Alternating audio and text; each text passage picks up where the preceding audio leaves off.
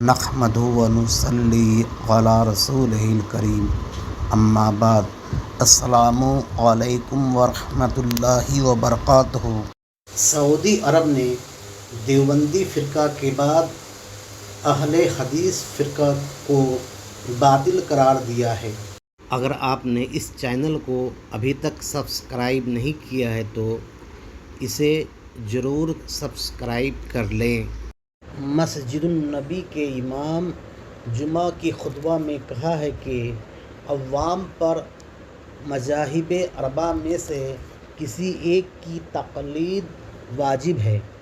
ہم کو اللہ و رسول صلی اللہ علیہ وسلم کی اطاعت کے ساتھ اسلاف کی بھی اطاعت کرنی ہے۔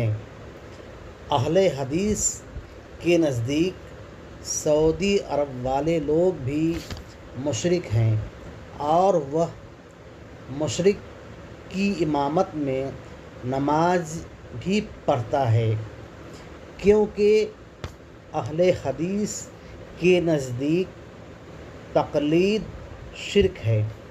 سعودی عرب والے غیر مقلد نہیں ہیں بلکہ امام احمد بن حنبل رضی اللہ عنہ کی تقلید کرنے والے ہیں۔